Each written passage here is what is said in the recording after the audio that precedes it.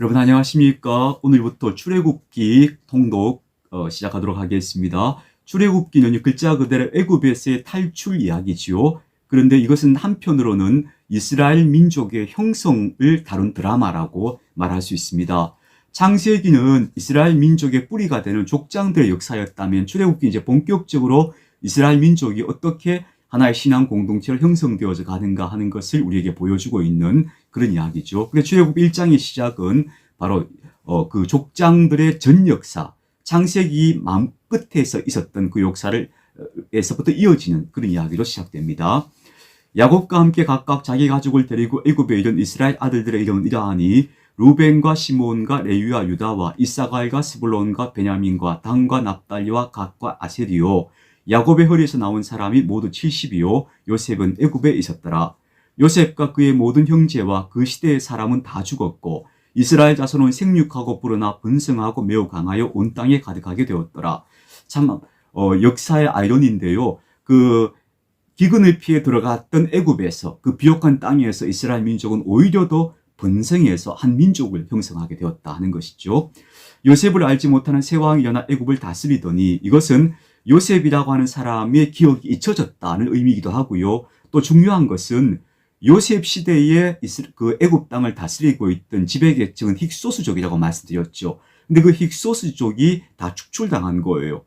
그리고는 애굽의 본토민들이 새로운 왕조를 세운 거죠. 그러니까 힉소스족은 축출되거나 아니면 피지배계층으로 전락하게 되었다 하는 것을 의미하는 겁니다.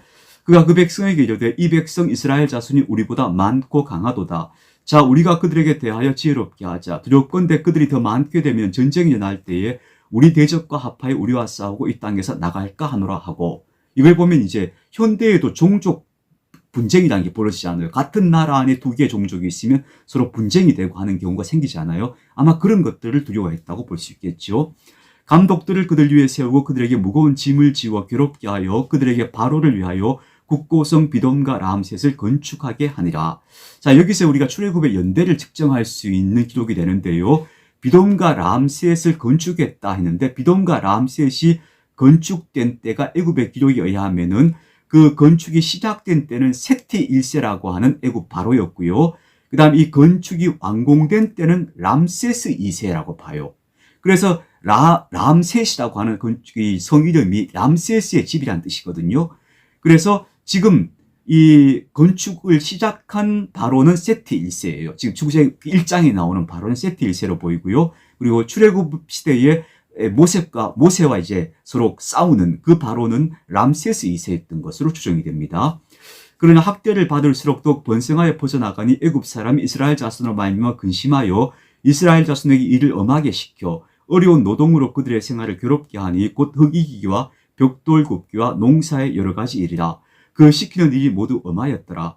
애굽 왕이 히브리 산파 십부라라 하는 사람과 부하라는 사람에게 말하여, 산파는 여성이죠. 근데 이 두 사람이 산파의 전부는 아닐 것이고 히브리 사람들, 즉 이스라엘 민족의 산파들을 대표하는 사람들이었다고 보면 되겠습니다. 여대 너희는 히브리 여인을 위하여 해산을 도울 때 그 자리를 살펴서 아들이거든 그를 죽이고 딸이거든 살려두라. 그러나 산파들이 하나님을 두려워하여 애굽 왕의 명령을 어기고 남자 아기들을 살린지라. 애굽 왕이 산파를 불러 그들에게 이르되 너희가 어찌하여 이같이 남자 아기들을 살렸느냐. 산파가 바로에게 대답하되 히브리 여인은 애굽 여인과 같지 아니하고 건장하여 산파가 그들에게 이르기 전에 해산하더이다 하매 하나님이 그 산파들에게 은혜를 베푸시니 그 백성은 번성하고 매우 강해지니라. 그 산파들은 하나님을 경외하였으므로 하나님이 그들의 집안을 흥왕하게 하신지라. 그러므로 바로가 그의 백성에게 명령하여 이르되 아들이 태어나거든 너희는 그를 나일강에 던지고 딸이거든 살려두라 하였더라. 산파들을 통해서 산화 제한 조치를 정책적으로 시행하려고 했는데 산파들이 비협조적으로 나왔다는 거죠. 왜냐하면 그들은 하나님을 두려워하였기 때문에 애굽 왕의 명령을 협조하지 않았다는 의미예요. 그러니까 애굽 왕 바로가 더 극단적인 산화 제한 조치를 명령하게 되는데 그것은 바로 아들이 태어나면 나일강에 던져 죽이라 하는 그런 명령이었다는 것입니다. 출애굽기 2장입니다. 이제 모세의 출생을 다루고 있죠. 레위 가족 중 한 사람이 가서 레위 여자에게 장가들어 그 여자가 임신하여 아들을 낳으니 그가 잘생긴 것을 보고 석 달 동안 그를 숨겼으나 더 숨길 수 없게 되매 그를 위하여 갈대 상자를 가져다가 역청과 나무진을 친하고 아기를 거기에 담아 나일강과 갈대 사이에 두고 그의 누이가 어떻게 되는지를 알려고 멀리 섰더니, 이 말은요, 어떻게 되는지를 알려고 하는 것은 그 아기를 말하자면 자신들의 손으로 자신들의 품에서 감당할 수가 없게 되니까 이 아기를 하나님의 손에 맡긴다 하는 의미예요. 뭐 믿지 않는 사람들 같으면 운명에 맡긴다 뭐 이렇게도 표현할 수 있겠죠. 근데 이 사람들은 이제 하나님의 손에 이 아이를 맡겨서 이 아이가 어찌 되나 보자 라고 하는 마음으로 이 아이를 말하자면 그렇게 내려놓은 거죠. 바로의 딸이 목욕하러 나일강으로 내려오고 시녀들은 나일 강가를 거닐 때 그가 갈대 사이의 상자를 보고 시녀를 보내어 가져다가 열고 그 아기를 보니 아기가 우는지라. 그가 그를 불쌍히 여겨 이르되 이는 히브리 사람의 아기로다. 그의 누이가 바로의 딸에게 이르되 내가 가서 당신을 위하여 히브리 여인 중에서 유모를 불러다가 이 아기에게 젖을 먹이게 하리이까. 바로의 딸이 그에게 이르되 가라 하매 그 소녀가 가서 그 아기의 어머니를 불러오니 바로의 딸이 그에게 이르되 이 아기를 데려다가 나를 위하여 젖을 먹이라. 내가 그 삭슬 주리라. 여인이 아기를 데려다가 젖을 먹이더니 그 아기가 자라매 바로의 딸에게로 데려가니 그가 그의 아들이 되니라. 그가 그의 이름을 모세라 하여 이르되 이는 내가 그를 물에서 건져내었음이라 하였더라. 굉장한 아이러니죠. 그러니까 바로는 아이들을 죽이라 했는데 그 바로의 딸이 오히려 이스라엘 민족을 해방시킬 아기를 구원해서 그 아기를 자기 아들로 삼았다 하는 굉장히 아이러니한 이야기. 그러니까 하나님께서 하시는 역사가 굉장히 말하자면 사람의 지혜로 헤아릴 수 없는 그런 하나님의 역사하심이 있다는 걸 보여주는 것이죠. 자, 그러니까 모세는 우리가 예전에 그 십계명이라는 영화, 십계라는 영화를 보면 모세가 자기가 장성할 때까지 히브리 사람인 걸 알지 못해서 큰 충격을 받고 번민하는 뭐 이런 과정을 영화적으로 구성을 했던 것을 보여주는데요. 우리가 여기 출애굽기를 본문을 읽어보면 모세는 어릴 때부터 자기가 히브리 사람이라는 정체성을 가지고 있었던 것으로 보여요. 아마 그렇게 자라난 거죠. 그래야 그 이후의 이야기가 또 이해가 되죠. 모세가 장성한 후에 한 번은 자기 형제들에게 나가서 그들이 고되게 노동하는 것을 보더니 어떤 애굽 사람이 한 히브리 사람 곧 자기 형제를 치는 것을 본지라. 자울을 살펴 사람이 없음을 보고 그 애굽 사람을 쳐 죽여 모래 속에 감추니라. 이튿날 다시 나가니 두 히브리 사람이 서로 싸우는지라. 그 잘못한 사람에게 이르되 내가 어찌하여 동포를 치느냐 하매 그가 이르되 누가 너를 우리를 다스리는 자와 재판관으로 삼았느냐. 내가 애굽 사람을 죽인 것처럼 나도 죽이려느냐. 모세가 두려워하 이르되 일이 탈로 되었도다. 이런 과정을 보면요, 모세가 그 히브리 사람의 편을 들고 있다는 것이 히브리 사람들 사이에서는 뭔가 하나의 전해지고 뭔가 이렇게 퍼져나가고 있었던 이야기로 보이죠. 바로가 이 일을 듣고 모세를 죽이고자 찾는지라. 모세가 바로의 낯을 피하여 미디안 땅에 머물며 하루는 우물 곁에 앉았더라. 모세가 도망간 거죠. 도망가서 이제 핍박받는 세월을 살게 되는 거죠. 미디안 제사장에 7딸이 있었더니 그들이 와서 물을 기려 구유에 채우고 그들의 아버지의 양떼에게 먹이려 하는데 목자들이 와서 그들을 쫓는지라. 모세가 일어나 그들을 도와 그 양떼에게 먹이니라. 그들의 아버지 르우엘에게 이를 때에 아버지가 이르되 너희가 오늘은 어찌하여 이같이 속히 돌아왔느냐. 그들이 이르되 한 애굽 사람이 우리를 목자들의 손에서 건져내고 우리를 위하여 물을 기려 양떼에게 먹였나이다. 아버지가 딸들에게 이르되 그 사람이 어디에 있느냐. 너희가 어찌하여 그 사람을 버려두고 왔느냐. 그를 청하여 음식을 대접하라 하였더라. 모세가 상당히 의협심이 있는 남자로 그려지고 있죠. 이런 것이 바로 성서에서 보는 환대의 의미이기도 해요. 그러니까 약자를 도와준다는 것도 환대라고 표현할 수 있어요.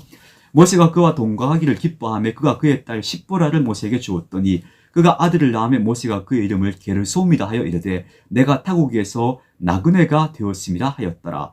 여러 해 후에 애굽 왕은 죽었고 이스라엘 자손은 고된 노동으로 말미암아 탄식하며 부르시려니 그 고된 노동으로 말미암아 부르시는 소리가 하나님께 상달된지라. 하나님이 그들의 고통 소리를 들으시고 하나님이 아브라함과 이삭과 야곱에게 세운 그의 언약을 기억하사 하나님이 이스라엘 자손을 돌보셨고 하나님이 그들을 기억하셨더라. 하나님이 잊고 계셨다가 기억하셨다는 의미가 아니에요. 하나님께서 역사하실 때가 되었다 하는 것을 이렇게 표현하고 있다고 볼 수 있습니다. 자, 출애굽기 3장입니다. 모세가 그의 장인 미디안 제사장 이드로의 양떼를 치더니 미디안 제사장 이드로라고 돼 있죠. 이드로는 아마도 그런 종교인이었던 것으로 보여요. 그러니까 모세와 함께 서로 이렇게 공유하시는 부분이 있었던 사람으로 보입니다. 그 때를 광야 서쪽으로 인도하여 하나님의 산 호렙의 이름에, 이 호렙은 지금은 우리가 어디를 추정하는가 하면요, 시나이 반도, 애굽 이집트에서 올라오면 시나이 반도가 있죠. 그 시나이 반도 남단에 있는 예벨무사라고 하는 지금의 산 이름이 그래요. 예벨무사라는 산이 있는데 해발 2291m예요. 그 산이 아마도 이 호렙이었을 것으로 보고요. 지금도 이제 우리가 성지순례를 가면 거기를 가는 거죠. 이 호렙은 곧 신의 산과 같은 산이에요. 같은 산을 호렙이라고 부르고 또 시내라고도 부르고 그렇게 불러요. 여호와의 사자가 떨기나무 가운데서부터 나오는 불꽃 안에서 그에게 나타나시니라. 떨기나무는 가시덤불 같은 나무예요. 그러니까 어떤 큰 나무가 아니고요. 그냥 가시덤불처럼 광야에 자라는 그런 나무예요. 근데 그 떨기나무에 불이 붙은 거예요. 그가 보니 떨기나무에 불이 붙었으나 그 떨기나무가 사라지지 아니하는지라. 이 자연적으로 광야에서 이 불이 붙는 수가 있어요. 이게 워낙 그 메마른 땅이다 보니까 자연적으로 발화되는 경우가 있는데, 근데 문제는 그 떨기나무의 불가 사라지지 않는 거예요. 불은 붙었는데 그게 나무가 사라지지 않는 이상한 현상을 보게 된 거죠. 이 모세가 이르되 내가 볼게 가서 이 큰 광경을 보리라. 떨기나무가 어찌하여 타지 아니하는가 하고 하니 그때에 여호와께서 그가 보려고 돌이켜 오는 것을 보신지라. 하나님이 떨기나무 가운데서 그를 불러 이르시되 모세야 모세야 하시매 그가 이르되 내가 여기 있나이다. 하나님이 이르시되 이리로 가까이 오지 말라. 내가 선 곳은 거룩한 땅이니 내 발에서 신을 벗으라. 신을 벗는다는 의미는 오염된 것을 제거한다 이런 뜻이에요. 그러니까 정결한 몸과 마음으로 하나님 앞으로 나오라는 의미가 되는 것이죠. 예. 모세가 지금 떨기나무에 불이 붙은 것을 보고 이상히 여기 갔다 거기서 하나님을 만나는 신비적 경험을 하게 되는 거예요. 또 이르시되 나는 내 조상의 하나님이 아브라함의 하나님, 이삭의 하나님, 야곱의 하나님이니라. 드디어 하나님께서 모세에게 당신을 드러내시는데 내 조상의 하나님이시다. 그렇게 말하는 거죠. 모세가 하나님 배웠기를 두려워하여 얼굴을 가리매 여호와께서 이르시되 내가 애굽에 있는 내 백성의 고통을 분명히 보고 그들의 감독자로 말미암아 부르짖음을 듣고 그 근심을 알고 내가 내려가서 그들을 애굽인의 손에서 건져내고 그들을 그 땅에서 인도하여 아름답고 광대한 땅, 젖과 꿀이 흐르는 땅, 곧 가나안 족속, 헷 족속, 아모리 족속, 브리시 족속, 히위 족속, 여부스 족속의 지방에 데려가려 하노라. 이제 가라. 이스라엘 자손의 부르심이 내게 달하고 애굽 사람이 그들을 괴롭히는 학대도 내가 보았으니 이제 내가 너를 바로에게 보내어 너에게 내 백성 이스라엘 자손을 애굽에서 인도하여 내게 하리라. 자, 여기서 하나님께서 그 백성, 핍박받는 그 백성의 고통을 들으시고 그들을 해방시키신 하나님으로 그렇게 당신 자신을 묘사하고 계시잖아요. 바로 이런 본문들이 성경이 가지고 있는 에너지예요. 그래서 제가 앞전에 말씀드렸죠. 왜 우리가 일제시대 때 우리 민족에게 기독교가 널리 전파되고 부흥된 이유 중에 하나가 바로 여기에 있다 했죠. 바로 이렇게 억압받는 사람들은 자신들을 동일시, 자신들을 도와주는 하나님으로 그렇게 느낄 수 있는 그런 에너지가 성경에 있는 거예요. 모세가 하나님께 아뢰되 내가 누구에게 바로에게 가며 이스라엘 자손을 애굽에서 인도하여 내리이까? 하나님이 이르시되 내가 반드시 너와 함께 있으리라. 내가 그 백성을 인도하여 애굽에서 인도하여 낸 후에 너희가 이 산에서 하나님을 섬기리니 이것이 내가 너를 보낸 증거니라. 모세가 하나님께 아뢰되 내가 이스라엘 자손에게 가서 이르기를 너희의 조상의 하나님이 나를 보내셨다 하면 그들이 내게 묻기를 그의 이름이 무엇이냐 하리니 내가 무엇이라고 그들에게 말하리이까? 말하자면 형상이 있는 우상 같으면요 형상을 보여주면 되잖아요. 근데 하나님은 그런 분이 아니니까 도대체 그분이 누구냐? 이스라엘 백성을 지금 애굽에서 오랜 세월을 보내면서 그들의 조상의 하나님에 대해서 기억은 전승이 되고 기억은 있겠습니다만 그 하나님을 섬기거나 하는 어떤 구체적인 하나님 어떤 분이신지를 아직도 잘 모르고 있는 상황인 거죠. 하나님 모세에게 이르시되 나는 스스로 있는 자이니라. 이게 굉장히 중요한 하나님께서 당신 자신을 표현하신 말이에요. 이것이 영어로는 I am that I am, 나는 나다 이렇게 말하는데요. 본래적 의미는 나는 있다라고 하는 의미라고 그래요. 그러니까 나는 존재다 이런 의미라고 해요. 이게 좀 어려워요. 그래서 이렇게 표현합니다. 이 땅에 존재하는 모든 것들은 다 존재물이라고 그래요. 인간도 존재물이고 산도 존재물이고 나무도 존재물이고 다 존재물이에요. 존재하는 것들이에요. 근데 하나님은 뭐냐 하면 그 존재하는 것들을 있게 만드신 분, 존재의 근원이신 분이다. 이런 의미예요. 이게 조금 말이 어렵습니다만 존재의 근원, 존재의 바다 이렇게 표현하거든요. 그 존재의 바탕이 되시는 분이 바로 하나님이시다. 이런 거예요. 근데 그분은 이제 형상이 없는 분이죠. 그러니까 하나님은 이제 이렇게 당신 자신을 설명하시는 거예요. 또 이르시되 너는 이스라엘 자손에게 이같이 이르기를 스스로 있는 자가 존재 자체이신 그분이 나를 너희에게 보내셨다 하라. 하나님이 또 모세에게 이르시되 너는 이스라엘 자손에게 이같이 이르기를 너희 조상의 하나님 여호와 곧 아브라함의 하나님 이삭의 하나님 야곱의 하나님께서 나를 너희에게 보내셨다 하라. 이는 나의 영원한 이름이요 대대로 기억할 나의 칭언이라. 여기서 이제 나는 있다라고 하는 말에서 뭐가 여기서 이제 파생된 그 하나님의 이름이 야훼라고 봐요. 야훼. 이게 야훼라는 말이 나다 하는 뜻이라고 보거든요. 근데 이게 이제 우리말 성경에는 여호와라고 번역이 되어 있죠. 왜 그런가 하면요. 원래는 야훼였을 것으로 보는데요. 여호와라고 발음이 달라졌는가 하면 이 자음은 똑같아요. 근데 발음이 달라진 거죠. 왜 달라졌는가 하면요. 그 자음을 이스라엘 유대인들은요. 그 자음과 모음을 쭉 쓰면서 기록해 나가면서 익숙한 경우에는 자음에다가 모음을 기록하지 않아요. 모음은 주로 자음 위에 점을 찍거나 이렇게 표시를 하는 것으로 모음이 기록되는데요. 그걸 익숙한 단어인 경우에는 모음을 기록하지 않고 그냥 그냥 이렇게 자음만 쭉 적어 놓는 경우가 많아요. 그래서 야훼라는 말을 원래는 모음이 있었겠죠. 근데 이 사람들은 하나님의 이름은 거룩하니까 함부로 불러서 안 된다고 생각했어요. 그래서 이 이름을 모음을 말하자면 표현을 하지 않은 거예요. 발음하지 않았던 거예요. 그러니까 발음하지 않다 보니까 발음하는 모음이 뭔지를 잊어버린 거예요. 그래서 야훼라는 이름의 본래 발음을 잊어버리고 여호와라는 식으로, 여호와라는 건 뭐냐면 아도나이라고 해서 주님이란 뜻이에요. 그 아도나이의 발음의 모음을 따와서 같은 요 야훼라는 자음에다 갖다 붙인 거예요. 그래서 여호와라는 발음이 나오게 된 거예요. 이해가 되시나요? 지금 설명을 잘 했나요? 네. 원래는 요게 자음은 같은데 야훼라는 모음, 요 발음의 방법을 잊어버려서 발음을 안 하다 보니까 그래서 아도나이, 주님이라는 그 모음을 따와서 여기다 붙인 거예요. 그래서 여호와라는 발음이 나오게 된 거예요. 예, 이해가 되시나요? 그리고 나서 이제 계속 여호와라고 불렀는데 근대에 와서 우리가 이제 연구를 통해서 이 발음이 원래 원 발음은 야훼일 것이다. 그게 이제 성서학의 정설이 되기 시작했어요. 근데 이제 우리 성경에는 아직도 여호와라고 그렇게 말하고 번역이 그렇게 되어 있죠. 예. 너는 가서 이스라엘 장로들을 모으고 그들에게 이르기를 여호와 너희 조상의 하나님 곧 아브라함과 이삭과 야곱의 하나님이 내게 나타나 이르시되 내가 너희를 돌보아 너희가 애굽에서 당한 일을 확실히 보았노라. 내가 말하였거니와 내가 너희를 애굽의 고난 중에서 인도하여 내어 젖과 꿀이 흐르는 땅 곧 가나안 족속, 헷 족속, 아모리 족속, 브리스 족속, 히위 족속, 여부스 족속의 땅으로 올라가게 하리라 하셨다 하면 그들이 내 말을 들으니 너는 그들의 장로들과 함께 애굽 왕에게 이르기를 히브리 사람의 하나님 여호와께서 우리에게 임하셨은즉 우리가 우리 하나님 여호와께 제사를 드리려 하오니 사흘길쯤 광야로 가도록 허락하소서 하라. 내가 아노니 강한 손으로 치기 전에는 애굽 왕이 너희를 가도록 허락하지 아니하다가 내가 내 손을 들어 애굽 중에 여러 가지 이적으로 그 나라를 친 후에야 그가 너희를 보내리라.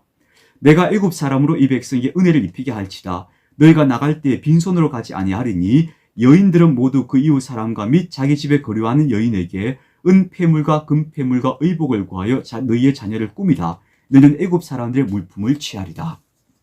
출애굽기 4장입니다. 모세가 대답하여 이르되 그러나 그들이 나를 믿지 아니하며 내 말을 듣지 아니하고 이르기를 여호와께서 내게 나타나지 아니하셨다 하리이다. 어떻게 믿느냐 이렇게 반문할 수도 있겠죠. 여호와께서 이르시되 내 손에 있는 것이 무엇이냐 그가 이르되 지팡이니이다. 여호와께서 이르시되 그것을 땅에 던지라 하시매 곧 땅에 던지니 그것이 뱀이 된지라. 모세가 뱀 앞에서 피하매 여호와께서 모세에게 이르시되 내 손을 내밀어 그 꼬리를 잡으라. 그가 손을 내밀어 그것을 잡으니 그의 손에서 지팡이가 된지라. 이는 그들에게 그들의 조상의 하나님 곧 아브라함의 하나님 이삭의 하나님 야곱의 하나님 여호와가 내게 나타난 줄을 믿게 하려 함이라 하시고, 말하자면 모세에게 어떤 기적을 행할 수 있는 능력을 주셨다는 것이죠. 여호와께서도 그에게 이르시되 내 손을 품에 넣으라 하시매 그가 손을 품에 넣었다가 내어 보니 그의 손에 나병이 생겨 눈같이 된지라. 이르시되 내 손을 다시 품에 넣으라 하시매 그가 다시 손을 품에 넣었다가 내어 보니 그의 손이 본래의 살로 되돌아왔더라. 여호와께서 이르시되 만일 그들이 너를 믿지 아니하며 그 처음 표적의 표징을 받지 아니하여도 나중 표적의 표징은 믿으리라. 그들이 이 두 이적을 믿지 아니하며 내 말을 듣지 아니하거든 너는 나일 강물을 조금 떠다가 땅에 부으라. 내가 떠온 나일 강물이 땅에서 피가 되리라. 이런 식으로 모세에게 하나님의 사람이라고 하는 말하자면 인증서를 모세에게 준 셈인 거죠. 모세가 여호와께 아뢰되 오 주여 나는 본래 말을 잘하지 못하는 자니이다. 주께서 주의 종에게 명령하신 외에도 역시 그러하니 나는 입이 뻣뻣하고 혀가 둔한 자니이다. 모세는 계속 회피하고 거부하려고 해요. 두려웠겠죠. 여호와께서 그에게 이르시되 누가 사람의 입을 지었느냐? 누가 말 못하는 자냐? 못 듣는 자나? 말 못하는 자나 못 듣는 자나 눈 밝은 자나 맹인이 되게 하였느냐? 나 여호와가 아니냐? 이제 가라. 내가 내 입과 함께해서 할 말을 가르치리라. 이 표현은 예수님도 동일하게 말씀하셔요. 무엇을 말하게 될지 너에게 알게 하시리라. 또 너희 입술에 말씀을 담아주시리라. 그렇게 표현하시는 제자들을 보내실 때요. 모세가 이르되 오 주여 보낼 만한 자를 보내소서. 여호와께서 모세를 향하여 노하여 이르시되 레위 사람 내 형 아론이 있지 아니하냐. 그가 말 잘하는 것을 내가 아노라. 그가 너를 만나러 나오나니 그가 너를 볼 때에 그의 마음에 기쁨이 있을 것이라. 너는 그에게 말하고 그의 입에 할 말을 주라. 내가 내 입과 그의 입에 함께 있어서 너희들이 행할 일을 가르치리라.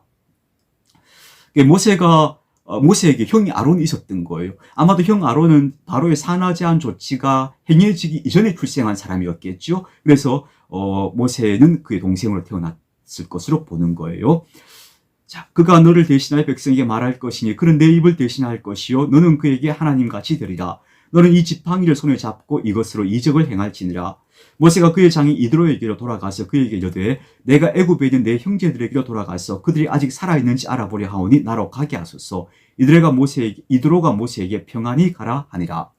자, 이렇게 하나님의 주신 소명 앞에서 회피하고 이게 하나님과 줄다리기 하던 모세가 드디어 이제 어쩔 수 없이 굴복하고 그 소명을 받아들이고 떠나게 되는 거죠. 그러나 이 속에는 표현되어 있지 않지만 모세는 많은 큰 두려움과 염려 혹은 뭐 그런 어떤 심정을 가지고 받아들여서 애굽으로 돌아가게 되겠죠. 여호와께서 미디안에서 모세에게 이르시되 애굽으로 돌아가라. 내 목숨을 노리는 자가 다 죽었느니라. 모세가 그의 아내와 아들들을 나귀에 태우고 애굽으로 돌아가는데 모세가 하나님의 지팡이를 손에 잡았더라. 여호와께서 모세에게 이르시되 내가 애굽으로 돌아가거든 내가 내 손에 준 이적을 바로 앞에서 다 행하라. 그러나 내가 그의 마음을 완악하게 한즉 그가 백성을 보내주지 아니하리니 너는 바로에게 이르기를 여호와의 말씀에 이스라엘은 내 아들 내 장자라. 내가 내게 이르기를 내 아들을 보내어주어 나를 섬기게 하여도 내가 보내주기를 거절하니 내가 내 아들 내 장자를 죽이리라 하셨다 하라 하시니라. 이제 여기서 이제 출애굽의 그 6월절 밤의 사건이 먼저 예고되고 있는 것이죠. 자, 근데 그 다음에 나타나는 그 이야기가 아주 뜻밖의 본문이 나옵니다. 모세가 길을 가다가 숙소에 있을 때 여호와께서 그를 만나서 그를 죽이려 하신지라. 이상하죠? 십보라가 돌칼을 가져다 그의 아들의 포피를 베어 그의 발에 갖다 대며 이르되 당신은 참으로 내게 피난편이로다 하니 여호와께서 그를 놓아주시니라. 그때 십보라가 피난편이라 함은 할례 때문이었더라. 자, 이게 도대체 무슨 얘기인가 싶은 난데없는 본문인데요. 이런 것을 제가 앞에 설명드렸죠. 전승의 역사가 있다고요. 구전으로 전승되던 여러 가지 사건들이 있는데 그것들을 성경이 함께 이렇게 편집을 한 거라고요. 그래서 앞에 이야기하고 이건 전혀 다른 성격의 이야기가 등장하고 있죠. 모세가 애굽으로 돌아가는 길에 숙소에서 밤에 하나님께서 그를 죽이려 하셨다 이렇게 표현하고 있어요. 근데 왜 그랬는가 하면요. 이걸 그 뒤에 나온 이야기가 설명해 주는데 십보라가 돌칼을 가져다가 그의 아들을 할례를 행했다는 거예요. 그리고는 그 포피를 모세의 발에 갖다 대었다 하는데 이때 모세의 발을 이게 은유적으로 표현한 건데 이건 남성의 성기를 이야기해요. 그러면서 당신은 내게 피난편이로다 했다는 거예요. 그래서 이것은 무엇을 의미하는가 하면요. 모세가 이때 할례를 행하지 않았겠느냐라고 하는 그런 어떤 그 하나의 추측을 가능하게 하는 요소예요. 그래서 이건 할례가 이만큼 중요하다. 하나님 백성으로서의 표식이 된다. 할례의 중요성을 강조하는 또 하나의 전승일 것이다. 이렇게 우리가 추측할 수 있어요. 뭐 정확한 의미를 다 할 수는 없지만 아마도 이것은 할례의 중요성을 표현하는 그런 본문일 것으로 봅니다. 여호와께서 아론에게 이르시되 광야에 가서 모세를 맞으라 하시며 하나님께서 아론을 준비시켜 놓으신 거죠. 그가 가서 하나님의 산에서 모세를 만나 그에게 입맞추니 모세가 여호와께서 자기에게 분부하여 보내신 모든 말씀과 여호와께서 자기에게 명령하신 모든 이적을 아론에게 알리니라. 모세와 아론이 가서 이스라엘 자손의 모든 장로를 모으고 아론이 여호와께서 모세에게 주신 모든 말씀을 전하고 그 백성 앞에서 이적을 행하니 백성이 믿으며 여호와께서 이스라엘 자손을 찾으시고 그들의 고난을 살피셨다 함을 듣고 머리 숙여 경배하였더라. 이제 모세가 백성의 신임을 받게 되었다는 의미겠죠. 자, 출애굽기 5장입니다. 그 후에 모세와 아론이 바로에게 가서 이르되 이스라엘 하나님 여호와께서 이렇게 말씀하시기를 내 백성을 보내라. 그러면 그들이 광야에서 내 앞에 절기를 지킬 것이니라 하셨나이다. 이제 백성의 대표자로서 바로에게 가서 이제 바로에게 진정하게 되는 거죠. 말하자면 민원을 이렇게 요청하게 되는 거죠. 바로가 이르되 여호와가 누구이기에 내가 그의 목소리를 듣고 이스라엘을 보내겠느냐? 나는 여호와를 알지 못하니 이스라엘을 보내지 아니하리다. 그들이 이르되 히브리인의 하나님이 우리에게 나타나셨은즉 우리가 광야로 사흘길쯤 가서 우리 하나님 여호와께 제사를 드리려 하오니 가도록 허락하소서. 여호와께서 전염병이나 칼로 우리를 치실까 두려워하나이다. 애굽 왕이 그들에게 이르되 모세와 아론아 너희가 어찌하여 백성의 노역을 쉬게 하려느냐? 가서 그들의 노역이나 하라. 가서 너희의 노역이나 하라. 바로가 또 이르되 이제 이 백성이 많아졌거늘 너희가 그들의 노역을 쉬게 하는도다 하고 바로가 그날에 백성의 감독들과 기록원들에게 명령하여 이르되 너희는 백성에게 다시는 벽돌에 쓸 집을 전과 같이 주지 말고 그들이 가서 스스로 집을 짓게 하라. 또 그들이 전에 만든 벽돌 수요대로 그들에게 만들게 하고 감하지 말라. 그들이 게으름으로 소리질러 이르기를 우리가 가서 우리 하나님께 제사를 드리자 하나니 그 사람들의 노동을 무겁게 함으로 수고롭게 하여 그들의 거짓말을 듣지 않게 하라. 백성의 감독들과 기록원들이 나가서 백성에게 말하이르되 바로가 이렇게 말하기를 내가 너희에게 집을 주지 아니하리니 너희는 집을 찾을 곳으로 가서 주우라. 그러나 너희 일은 조금도 감하지 아니라 하셨느니라. 백성이 애굽 온 땅이 흩어져 곡초 구루터기를 가져오다가 짚을 대신하니 감독들이 그들을 독촉하여 이르되 너희는 짚이 있을 때와 같이 그날의 일을 그날에 마치라 하며 노동 강도가 더 높아진 거죠. 그 벽돌의 재료까지 구해어 와야 하는 상황이 벌어진 거예요. 바로의 감독들이 자기들이 세운 바 이스라엘 자손의 기록원들을 때리며 이르되 너희가 어찌하여 어제와 오늘에 만드는 벽돌의 수요를 전과 같이 채우지 아니하였느냐 하니라. 이스라엘 자손의 기록원들이 가서 바로에게 호소하여 이르되 왕은 어찌하여 당신의 종들에게 이같이 하시나이까? 당신의 종들에게 짚을 주지 아니하고 그들이 우리에게 벽돌을 만들라 하나이다. 당신의 종들이 매를 맞사온 이는 당신과 백성의 죄니이다. 바로가 이르되 너희가 게으르다. 그러므로 너희가 이르기를 우리가 가서 여호와께 제사를 드리자 하는도다. 이제 가서 일하라. 짚은 너희에게 주지 않을지라도 벽돌은 너희가 수량대로 바칠지니라. 기록하는 일을 맡은 이스라엘 자손이 너희가 매일 만드는 벽돌을 조금도 감하지 못하리라 함을 듣고 화가 몸에 미친 줄 알고 그들이 바로를 떠나 나올 때 모세와 아론이 길에 서 있는 것을 보고 그들에게 이르되 너희가 우리를 바로의 눈과 그의 신하의 눈에 미운 것이 되게 하고 그들의 손에 칼을 쥐어 우리를 죽이게 하는도다. 여호와는 너희를 살피시고 판단하시기를 원하노라. 모세가 여호와께 돌아와서 아뢰되 주여 어찌하여 이 백성이 학대를 당하게 하셨나이까? 어찌하여 나를 보내셨나이까? 내가 백성에게 들어가서 주의 이름으로 말한 후로부터 그가 이 백성을 더 학대하며 주께서도 주의 백성을 구원하지 아니하시나이다. 자, 이 이야기의 드라마가 점점 흥미진진해지는 거죠. 바로가 쉽게 말을 들어주지 않고 오히려 백성의 고난은 더 심해져 가는 거예요. 그래서 오히려 뒤에 가면 이제 출애굽의 역사가 더 장엄해지는 그런 이제 마지막 갈등이 더 첨예해져 가는 그런 과정들을 보여주고 있다. 그렇게 말할 수 있습니다. 우리가 왜 이렇게 얘기하죠? 가장 어두울 때가 언제인가 하면요. 새벽이 동토오기 직전이 찬 그때가 가장 어둡다고 해요. 그리고 산을 오를 때도요. 가장 힘든 순간이 정상 막바지죠.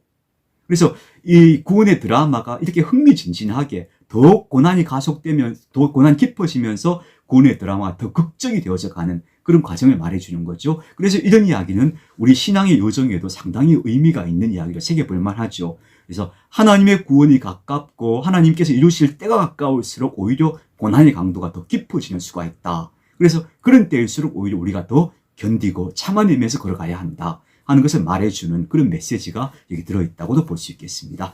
자, 오늘 이렇게 출애굽기 5장까지 읽었습니다. 여러분 수고하셨습니다. 내일 또 뵙겠습니다. 좋은 하루 되시기 바랍니다.